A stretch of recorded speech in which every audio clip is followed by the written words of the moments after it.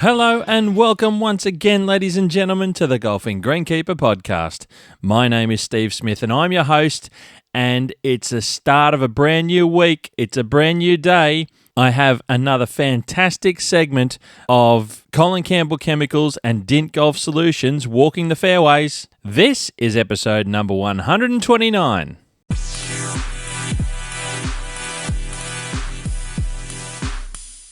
Nadeem from Colin Campbell Chemicals joins me on Walking the Fairway segment of the podcast again. G'day, Nadeem. How you doing? Yeah, not bad. Steve, yourself? Very good, mate. Now, you have been a busy boy, and I've talked about this in the past, mate. You've been all over the country from north to south to east to west, over in Perth and then down to Vic in Melbourne, mate. What's been happening? Oh, mate, that's all right. I'm not walking on a fairway at the moment, but I have seen quite a few fairways over the last couple of weeks. So I was in Sydney for the SCA, as we spoke on the last one, Sydney for an SCA seminar, went over to Perth for SCA WA, then back to Sydney, then down to Melbourne for the VGCSA's Core Staff Day, and then the New South Wales 2IC's Golf Services Core Staff Day. So a lot of four different presentations within a couple of weeks, and four different presentations as well, I might say. That's right, and this is something that I've talked about and we've talked about. I think you do so well is supporting the industry and helping everyone get better, more knowledge, more education, and it can only help people become better turf managers. That's what you're all about, and we say that from time to time, isn't it? Yeah, no, definitely, and that's what I did on all these talks that I did, especially those core staff days I did for the up and comers. Really good interactions, really good feedback afterwards, and it was about education more than anything else. Fantastic, mate, and it's a great thing to have in partnership that I've got Colin Campbell Chemicals and yourself involved on Walking the Fairways. It's a fantastic partnership that we do have, mate, and we're leading up towards now. We're getting very close. It's only going to be next week that the National ASTMA conference is on in Sydney for the first time in 24 years, mate. It's going to be a good one. Oh, it is. Yeah, that was my very first conference as well. So we've sort of gone full circle. So in our home state, and glad to be able to showcase Sydney for the turf industry at last. Absolutely, mate. There's going to be some interesting stuff. We've got you, Colin Campbell Chemicals are going to have a trade show stand at the trade show. So we're going to have yourself there. We can pick your brains. I think your brother will be there, obviously, as well as He usually is. So it's a family affair as much as it's a business affair. Lots of things to talk about, new products. You got your Google mug that you're going to be having, which is to also promote Chino, your latest product. Yeah, that's right. Chino, we've spoken about the Pythium fungicide, but this is our Google mug, our fourth in succession. So I've got a limited number of those. So please come and grab one. If you can't make the show, but you do want one because you've had one from other shows, they've just got to contact me either via email, phone, or social media. I'm more than happy to send you one. Fantastic, mate. So get in there, ladies and gentlemen, if you're visiting the trade show, and get first in best dressed for these giveaways that Nadeem's got for his mug, which has been a bit of a trade show thing going on. Fantastic, mate. Now we're also going to be working together on Thursday of the trade show. No, that's right. Yeah. So I thought do what we did a couple of years ago in Adelaide, where we just have you there and we then do a live podcast while we're there, and hopefully grab a few people to come on the podcast and have a chat, because I think people get sick of hearing my voice.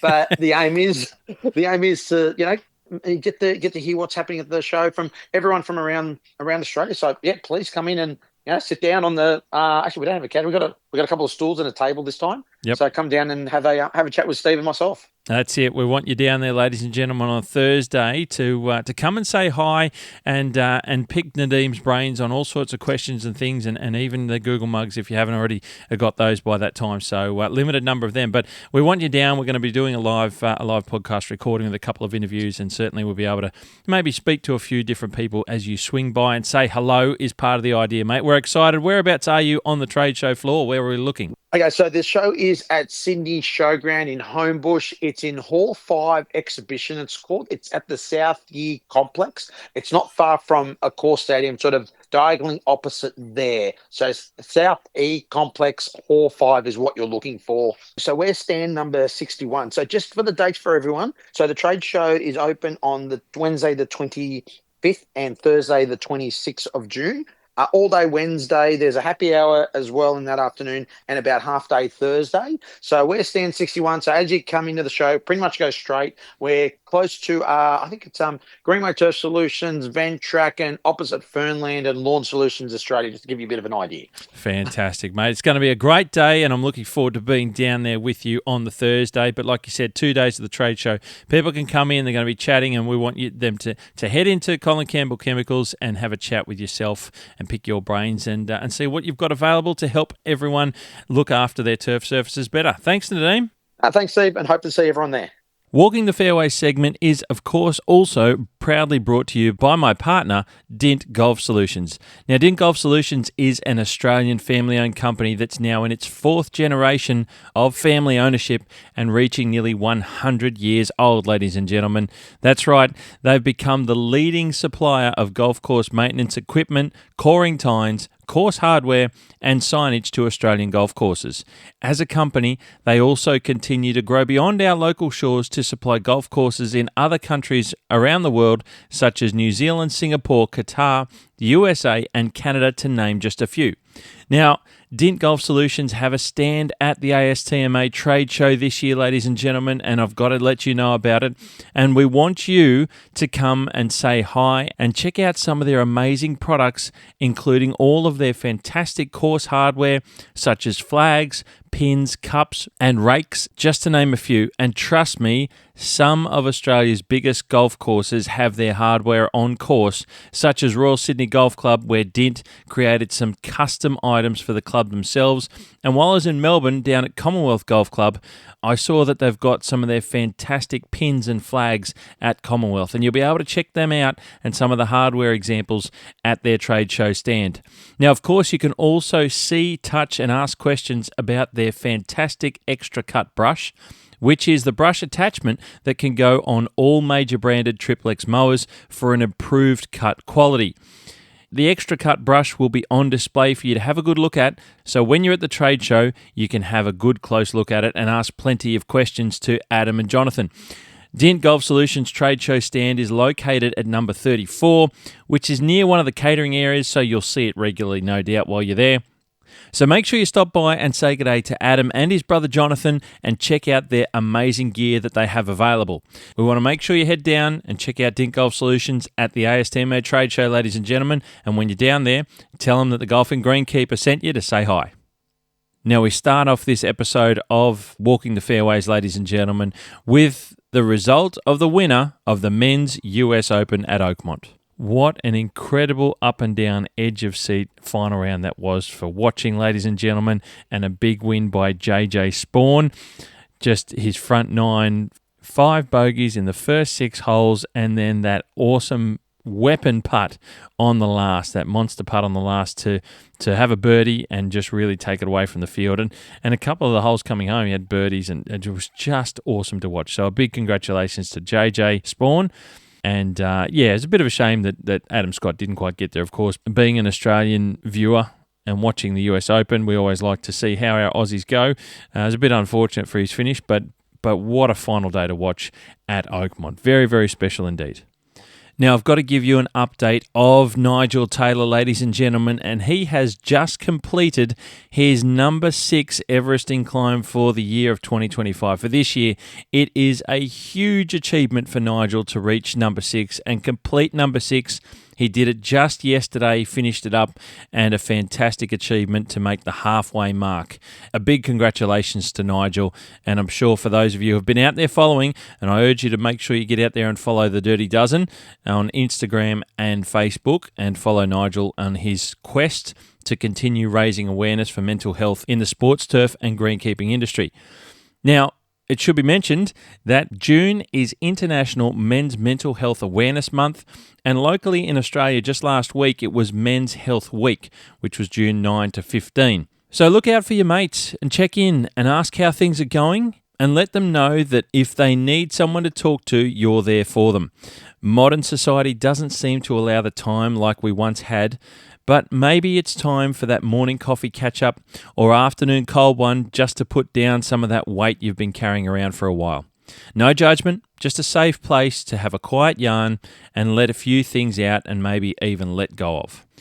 And it's something that we can all do from time to time to help each other out, ladies and gentlemen. And that is exactly what Nigel and his quest for the Dirty Dozen in 2025 is all about. It's continuing to keep that front and center of our minds to help each other out and support each other along the way in life. And look out for each other. That's the goal, and that's Nigel's message. You've heard him on the podcast before. You know his message. That's what I'm helping support and continue to raise awareness of, ladies and gentlemen. So a big congratulations to Nigel and all the work he's done completing number 6. What a hectic time. He's done 3 in the last 6 weeks. Every 2 weeks he's completed an Everest challenge, and it's quite monumental.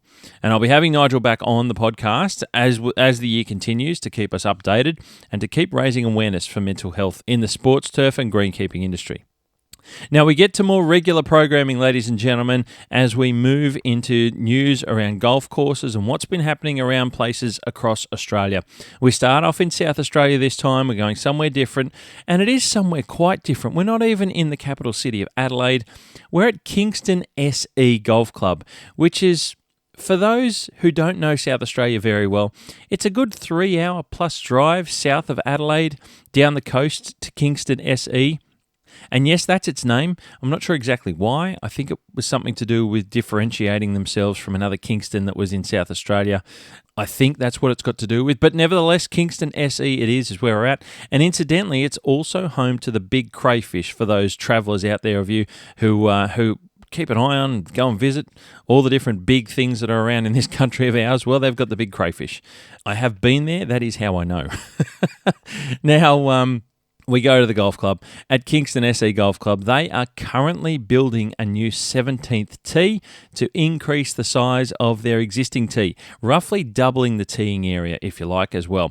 The 17th is a par 3 penultimate hole at Kingston SE, and par 3s, as we know, are always difficult to maintain a small tee surface. So this is a good improvement to the course down there at Kingston SE, and it's going to make way for improved maintenance of the golf course. And that's what we want to hear about. That's what we want to see.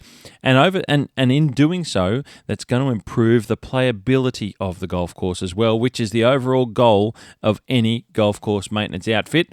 That's what we try and do. We make sure we keep the maintenance quality of the golf course up there for all to enjoy. Now we go from South Australia to WA, and I've got lots of little snippets from a lot of little golf courses that are a bit more off the beaten track this time around. And this one, ladies and gentlemen, that's what I'm trying to do. And we get to Maylands Public Golf Course in Perth's eastern suburbs, and it's set along the banks of the beautiful Swan River. Now, they've recently invested in an upgrade of some of their machinery, including a new greensmower and spray rig. Always great to see a public facility like Maylands investing in their machinery. Maylands Golf Course is maintained by the City of Bayswater Council. So it's a public golf course maintained by the public sector, and it's great to see them investing in their machinery, and it's showing a direct reflection of their course's quality, and that's what they're doing. They're investing in it, and they're continuing to improve and maintain the golf course in a fantastic way. So a shout out to the team at Maylands Golf Course. I've not been there, I don't know it, but I've seen it on Google Earth, and I've seen some images around the track, and I've got to say, it is a beautiful setting. And like a lot of the golf courses in Perth that I did see some of those when I was there last year, it's a fantastic place for golf, and I'll continue to say that it's underrated. Now we go from WA up into Queensland, into Peregian Springs Golf Club on the Sunshine Coast, and they've been busy on course doing some bunker improvement works, which have included the installation of new bunker lining products. Like a lot of places along the Queensland coast, the Sunshine Coast is no stranger to high rainfall at times, and improving the bunkers and in the process improving the drainage is of high importance at any golf club. You spend the money and you do the work, and you will result in less regular maintenance to keep those bunkers in good playing order into the future, and that's what they're doing at Peregian Springs, which is fantastic to see. Now, we moved to Hervey Bay Golf Club up near Fraser Island, and after 12 years as superintendent at Hervey Bay Golf Club, Peter Fraser has called it a day on his time there at Hervey Bay. Many people know Peter, and there's been lots of people wishing Peter all the best in his next chapter, and I echo those comments and wish Peter all the best. And I recall my conversation with Golf course architect Richard Chamberlain, when Richard and I were chatting, and he was talking about the work that he was doing at Hervey Bay Golf Club with the bunker design work and some of the improvements to the golf course, working with Peter and the club. And like I mentioned, lots of people have wished Peter all the best, and I'm certainly one of those to wish him all the best in his future. Now we move to New South Wales, and we're going to go to the Ridge Golf Course at Barton Ridge, to the south of Sydney, which is located near Lucas Heights and the Engadine area, for those of you who know Sydney. Now, they've been upgrading some of their bunkers on course, and it's becoming the norm of the industry where they've installed a new bunker liner product as part of these bunker rebuilding works in the process. And like I said, it's a standard improvement nowadays. If you're going to be doing these sorts of bunker works, you're going to put a bunker liner in there in the process. Now, they've also removed a couple of bunkers on their 14th hole, which is the big dogleg right around the dam, and incidentally, it's their hardest hole on the golf course. Now we go from the Ridge to Russell Vale, we go further south, and Russell Vale Golf Club is on the way to Wollongong, further to the south of Sydney. Now that golf course is set beautifully just below the towering Illawarra Escarpment, which you drive incidentally off the edge of when you go down the Bulli Pass on your way to the course there from Sydney. Now, they've done some similar work to the Ridge in some bunker improvements there, and they've been rebuilding 3 bunkers, installing a new bunker liner as well along the way. And it's some great upgrades here for the Russell Vale Golf Club. Now, I've not been to Russell Vale and I've not seen it myself, but I did some research into it to give you a little bit more detail because it looked interesting and I was curious. It's a short 18-hole golf course made up mostly of par 3s, but however, they do have a couple of short par 4s and one hell of a par 5, to be honest, having a look at that on Google Earth. A local tidbit of the golf course is that the 18 holes have names, which is not a common thing in Australia. The holes are named after 18 local coal mines, and there's a description of each of the mines at each T sign where the name is located. It's a great way to appreciate and understand the Illawarra region of yesteryear at the height of its coal mining heritage, and I think this is a fantastic little touch at Russell Vale Golf Club. For those of you who have been there, and for those of you who haven't, there's something there that you'll look out for along the way. I think these are good little things that clubs do in their own way to stand out a little bit too. So well done to Russell Vale. Now we go north of Sydney into the Hunter Valley around the Newcastle region. And we're going to go into the wine country of Pecolbin there, just outside Cessnock, to the Vintage Golf Club and Superintendent Martin Crowe, and a congratulations to them because they have been confirmed as host of the New South Wales Open at the Vintage Golf Club, which will be held on November 13 to 16 later this year. Now, those of you who don't know the Vintage, it's a Greg Norman golf course design, and it's got a fantastic name up there in the Hunter Valley. It's a beautiful part of the world, a very popular holidaying area for people, and certainly for wine buffs as well. The Hunter Valley Reds are very well known throughout Australia, and I'm sure it won't go astray when people are attending up there to watch and be part of the New South Wales Open. Also, a shout out to Superintendent Matt Robinson at Lura Golf Club in the Blue Mountains, who recently had the New South Wales Blues State of Origin team based at the adjacent Fairmont Resort, which is right next door to the golf course at Lura there. The Blues enjoyed playing some golf at Lura Golf Club last week before they are now heading to Perth for Game 2. Now, I know Lura quite well, and I know Matt quite well because they were neighbours from my old club at Katoomba, for those of you who know where I used to work at Katoomba Golf Club, and before we closed down there. So I know them very well, and it's good to see the Blues up there spending a bit of time, and Matt having the Blues on course there, no doubt. He was keeping an eye on how they were going around playing and enjoying the golf course at Lura. And it's set out there at the back 9 holes. It scouts around the cliff tops overlooking Jamison Valley and the beautiful Blue Mountains. It's a fantastic location at Lura Golf Club. Now we go into Tasmania. And a shout out to Brad Palmer and the team on course at Northwest Bay Golf Club. Northwest Bay Golf Club overlooks Northwest Bay itself and is located about 15 to 20 minutes drive south of Hobart City. They've been busy on course with some irrigation upgrades to their tees on holes 1, 2, 7 and 10, along with some work on the 8th green as well. Now, as much as it's cold and not fun working with water when it's this bloody cold, it's very much the right time of the year to be doing this type of work. You do not want to be doing repairs and improvements to your irrigation system when you need it to be used in the growing season. So, as much as we don't like doing it in winter when it's cold working with water, it is the right time to be doing it. So there's good upgrades happening at Northwest Bay Golf Club in Tassie, ladies and gentlemen. Now we move into the state of Victoria, to a place you probably haven't heard a great deal from in recent times, but I have on the line joining us here to give a great insight is Superintendent Keegan Powell from the Sands at Torquay down southwest of Victoria, southwest of Melbourne. G'day, mate. How you doing? Yeah, pretty good. Thanks, Steve. How are you, mate? Very well, thank you. Thanks for jumping on the pod, mate. I'm looking forward to you giving us a bit of an update of what's happening down your way because more in recent years, there's been a bit of stuff going around that maybe you guys haven't been doing so well. I've heard lots of pretty funny things from outside Victoria. I want to hear from you, mate. You guys are very much open, people playing golf. You're here for everyone to enjoy playing golf again. Give us a bit of an update on how things are going. Yeah, that's right, Steve. So thanks for having me on to start with. So I guess the shorter version of it. So I've been at the Sands for now 9 years, but we had the original owners when I came on board that were looking to sell, and eventually sold that to a Chinese company. The Chinese company then had it for 3 or 4 years, and in that time, I guess it wasn't the best run golf course going around. But since then, we were in voluntary administration with the Chinese, and an Australian a group of investors came on board, local group. So they've come on board, and that was around the COVID time that they looked to get the place open and back up and running, and they've put in a fair investment into the club since then as well, with renovating hotel rooms and a bit of golf course work as well, which I'm sure we'll get into. Yep.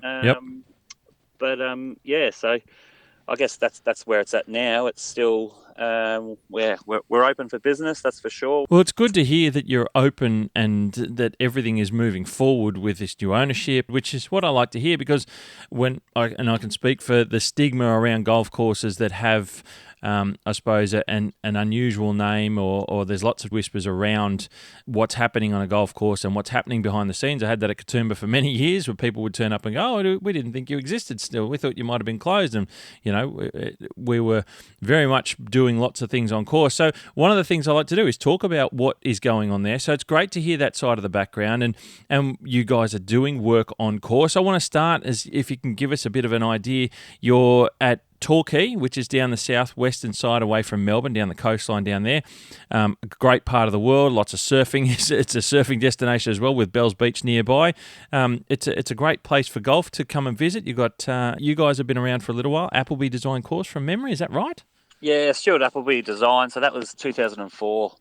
That was designed. So I think there was a few different construction firms. I think it was Turn Point in their early days, and IMG was the other one that I think came in at different times to construct the golf course. So it was built just like when people think of the Sands, people think it's built on sand, I guess, but it's not actually the case. Right. Okay. There's two holes that are built on sand, and the rest of it was pretty much swampland. And they've done a pretty good job in construction, and drainage. It surprisingly drains pretty well here. To think it was on a swampland, and how much rain we get and how well it drains. It was actually quite surprising when I was here the first couple of years. So it's all positive on that front. Very good. And so let's talk a bit about your golf course that's being invested in once again, which is fantastic to hear. You've been doing some work on some of your areas on course. You've been extending some tees and doing some work on bunker work. Give us a bit of an idea and go through some of that work that you've been doing to improve the golf course in recent times. Yeah, I guess I think it was 2021, 2022, the ownership group have a bit of a relationship with Darius Oliver. So he actually came out a few years ago, and I guess the stigma around the Sands of when you talk locally and to golfers that come and play, is the Sands is too hard, there's too many bunkers and that side of things. So we're trying to get rid of that stigma. So I guess over the last 3 or 4 years, we've filled in 15, 16 bunkers so far, and probably with a few more to fill in. And that's coming from, I guess, just with having high handicappers and them getting penalised and hitting from sand trap to sand trap, compared to those low handicappers, I guess, where they wouldn't realise that we've taken out bunkers because these bunkers don't come into play. These are bunkers that are like, par 3 bunkers that a fairway bunker on a par 3 that wouldn't come into play for that average to good golfer, where probably someone like myself probably comes into play for me and just a slight little slice and I'm in a bunker somewhere that's not really in play. Yeah, okay. So that was, I guess, the main drive. Obviously, we're not a private club, we're semi-private, so we cater for the members, but we cater for the general public, and especially in the summertime, with being a bit of a holiday destination, we cater for those families and people that might not necessarily play too much golf. So I guess we wanted to get away from that. The Sands is too hard, we'll go somewhere else. To we enjoy playing the Sands golf course. I sort of think everyone talks about 18 holes of championship golf, and we have a 18-hole championship golf course, which is all well and good, but how many days a year does people play championship golf, I guess is my question. Fair cool. So everyone sort of advertises we're a championship golf course, which the Sands is as well, but how often are you preparing for championship golf, and what's the clientele that you're catering for at the end of the day, is my next question. There's no point having long rough that you can't hit out of, as you can see at Oakmont. Yes, and then, right. But you're penalising people that don't play golf, and at the end of the day, they're not going to come back and play golf if they're not enjoying their rounds. Well, and that's quite right. I mean, after the dust settles of opening up a new golf course, and there's a vision for that with the people and the developers and everyone involved in those early days. But once the dust settles after a number of years, and you work out the real clientele as things change, times change, and people's movements and the types of people that travel to any particular areas for golf will change. So you've really worked out now where things are at, and you've got the help from Darius Oliver there to, along with the club's new vision and the new ownership, to work out really who your golf course is suited to, and the types of clientele and demographic that are coming to that area to play golf. Yeah, that's right. To be honest, we need to get Darius back. It's been a while since he's actually been back here, just to see the works we've done and what the next stage would be, but there's still plenty more bunkers to be filled in at the moment. Originally, when the place was built, it had about 135 bunkers, and we're down to 108 now. So I've filled in about 15, and I know when Nathan Bennett was here, he'd filled in a couple as well. So you look at old irrigation maps and you see what the course used to look like and how many bunkers there were, and I guess it comes down to labour costs as well. It was built when it was built in 2004. I think they were going through that stage of bunkers being the popular choice on golf courses. At the end of the day, I think we've got too many to maintain for the labour we've got at the end of the day as well. So I think we want to fill in a few more that aren't in play, that aren't noticeable to the low handicapper. I was actually listening to your Harley Cruz.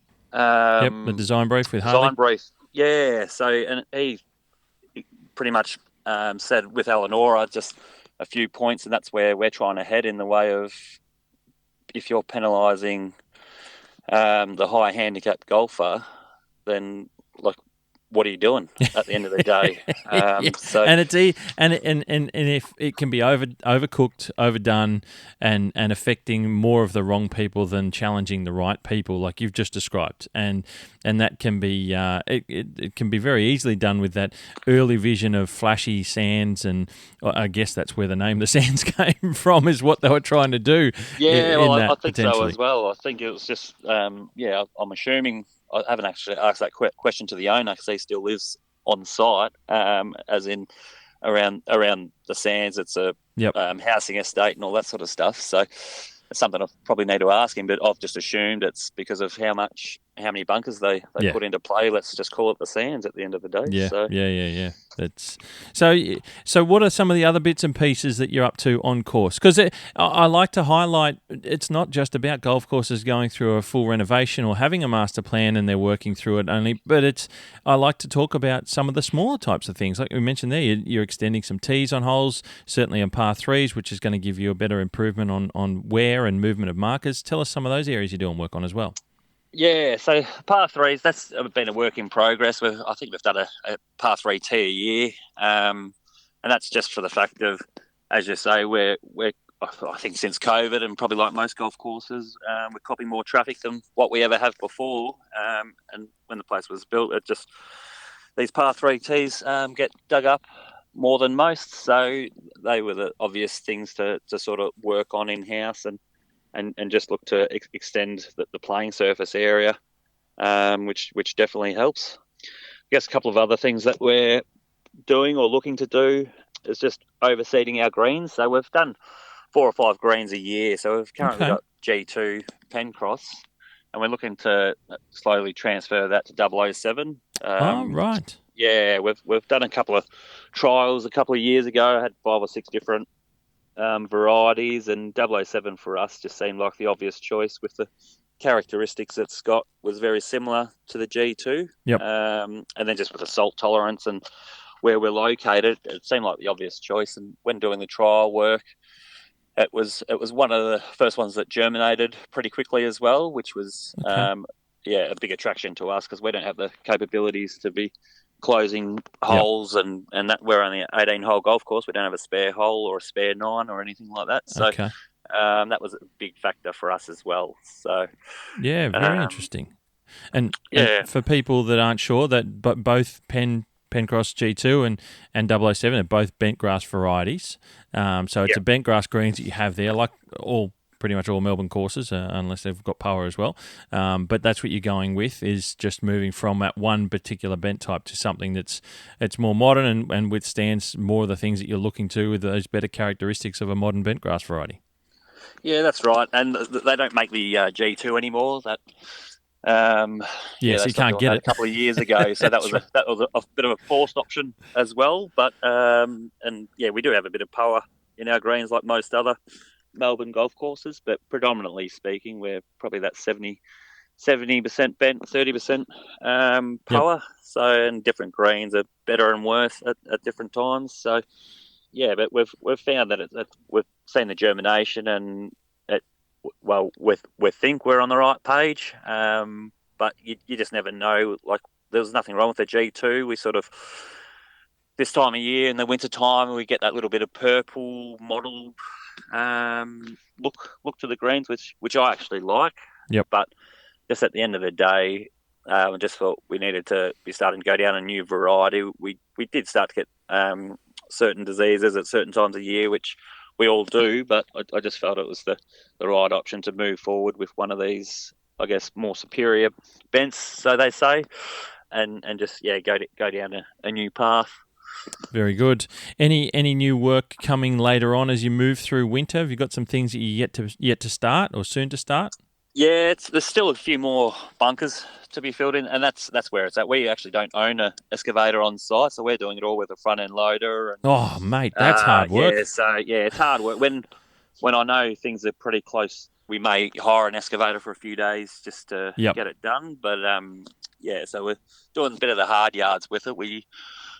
One of the good things that living near the beach, and I guess in the summertime people like them to swim, we actually get the pool contractors around the estate or around Torquay, if they're doing a pool, digging it out and all that sort of stuff, we'll get them to dump directly in the bunker. Oh, that's a good idea. Yeah. Just to save on travel costs. And it helps their business as well. It makes life simple for them getting rid of fill, because that can be a challenge. And then you guys want it. So that works very well. It works out for everyone. And just at the maintenance shed, I've got a big storage of fill at the end of the day. Some of it's clay, some of there's a bit of a variety of fill there. But that's just from pool contractors dumping there, knowing that at some point we've got more bunkers to fill in, and rather than trying to find material somewhere, we can get it on site already good to go. And cost wise, it's funny how doing these sorts of things. We used to do it with mulch in the Blue Mountains. Lots of trees that get blown over in winter, or people doing tree work, and you just say to the contractors, "Hey, we need mulch for our bush areas or landscaped areas or whatever. Just dump it here, and we'll take it, and then we'll use it. It doesn't cost us anything to buy, and everyone's happy. It doesn't cost them anything to dump." Right. Yeah, no, it's a good idea, isn't it? It works out well for everyone. 100%. These are the things you've got to do when you don't have an unlimited budget or you're not a very, very big private golf course. All these things are thinking outside the box, and they work very, very well, and you get a bit of a name for it, and it's working in the community that you're in as well. Yeah, that's right. Yeah, Mate, just want a bit of a shout out, like I mentioned, for people to come and visit. It's good to know that you're going well. It's good to know that you're doing these improvements to the golf course. And we're going to see more. It's a holiday destination area at Torquay, like I mentioned, a surfy part of the world as well. And you're just sort of further to the southwest away from. Are you still on the Bellarine, or is it a little bit further away from that? Yeah, no, still on the Bellarine. So we're about an hour and a half from Melbourne, southwest of Melbourne. Okay. So, I guess depending where you're driving from Melbourne. So, yep. We're pretty much just before you start the Great Ocean Road trip as well. You got to go through Torquay. Yes. Going down that way. Yep. So, but in saying that, we're very easily missed. It's not something we're not on a main road. Or anything like that. So you're just to the northeast of the township itself, is that right? Or east of the township itself? Yeah, just east of the township there. So, we can be quite easily missed if you don't know we're here. But and we probably do miss out on a little bit of general social golf. Okay. For that reason. But that's why I thought it'd be good to get me on here, and thanks for inviting me on. And mate, the word out there that the Sands in Torquay it's up and running, and the place and moving good forward. Condition, so yeah. It's a great holiday destination area, and one that now we know golf is still moving forward, and you guys are improving, which is fantastic to see, Keegan. And I really appreciate you jumping on the pod and letting everyone know that you're open and you're improving the golf course, so we can continue. For those who do visit, they know you're getting better, and for those who haven't been before, it's probably a good time to start planning to get down there to enjoy some golf. Yeah, that's right. Thanks, Steve. Thank you very much. No worries. Thank you, Keegan. Appreciate it. Now, not too far from the Sands at Torquay and from Torquay itself, we're going to go north a little bit to Geelong, and we're going to go specifically to East Geelong Golf Club, which is a 9-hole golf course with views there across Corio Bay. Now, the golf course itself is routed within the bounds of the Geelong Botanic Gardens, but it's kind of basically adjacent to the gardens themselves, so even though it's within the land of the gardens. Now, they've been busy on course doing some bunker work, where they've filled in a fairway bunker on the left-hand side of their long par 4 fifth hole.